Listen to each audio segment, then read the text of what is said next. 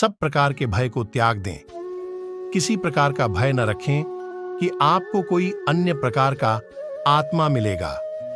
जब आप प्रार्थना करेंगे और प्रभु यीशु से विनती करेंगे कि वह आपको पवित्र आत्मा से बपतिस्मा देगा, तब बिल्कुल यही होगा। प्रभु यीशु ने लूका में कहा, तुम में से ऐसा कौन पिता होगा कि जब उसका पुत्र उसे रोटी मांगे तो उसे पत्थर दे, या मछली मांगे तो मछली के बदले उसे सांप दे, या अंडा मांगे तो उसे बिच्छू दे। इसलिए जब तुम बुरे होकर अपने लड़के वालों को अच्छी वस्तुएं देना जानते हो, तो स्वर्गीय पिता अपने मांगने वालों को पवित्र आत्मा क्यों न देगा। निश्चित रहे, आप परमेश्वर को कुछ करने हेतु नहीं मनवा रहे हैं। आपको पवित्र आत्मा का वरदान पाने हेतु परमेश्वर से याचना करने की जरूरत नहीं है। उसका हाथ मरोड़ने की, लंबे समयों तक इंतजार करने की, अभियाचना करने की, पुकारने की, बहुत आंसू बहाने की जरूरत नहीं है। परमेश्वर आपके जीवन में उसकी प्रतिज्ञा पूरी करने हेतु तैयार हैं। केवल मांगें और विश्वास से ग्रहण करें। आपके पास केवल एक प्रामाणिक इच्छा है, जैसा कि यीशु ने मरकुस में कहा। इसलिए मैं तुमसे कहता हूं कि जो कुछ तुम प्रार्थना करके मांगो तो प्रतीति कर लो कि तुम्हें मिल गया और तुम्हारे लिए हो जाएगा।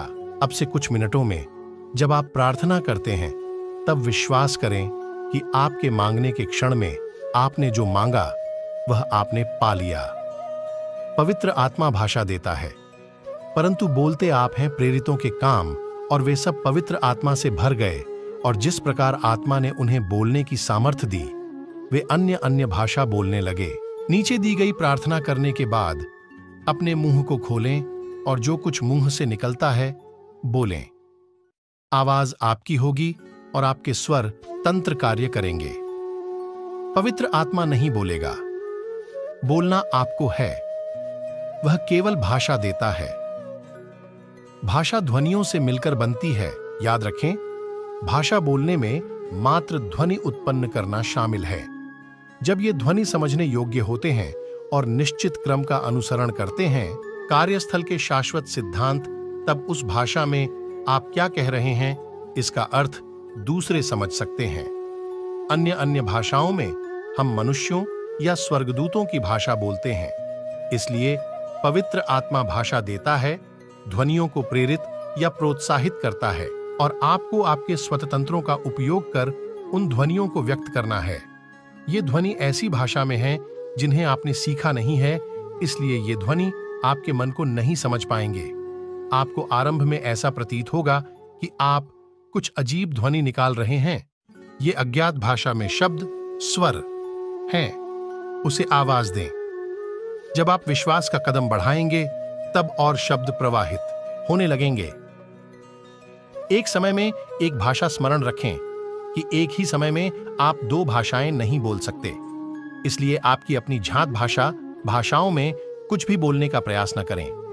जल्दी जल्दी परमेश्वर की स्तुति हो या हालेलुयाह बोलने का प्रयास न करें। ऐसा करने की जरूरत नहीं है। इससे उस भाषा के प्रवाह में बाधा आएगी। आत्मा देना चाहता है। उसके बजाय प्रार्थना करने के बाद विश्वास का कदम बढ़ाएं और नई भाषा में बोलें। यीशु ने कहा कि आप ऐसा करेंगे, अतः आप ऐसा कर सकते हैं। परमेश्वर आत्मा का मन जानता है। सभी भाषाओं में परमेश्वर आपके हृदय में जो देखता है, जानता है कि पवित्र आत्मा आपके द्वारा क्या कह रहा है।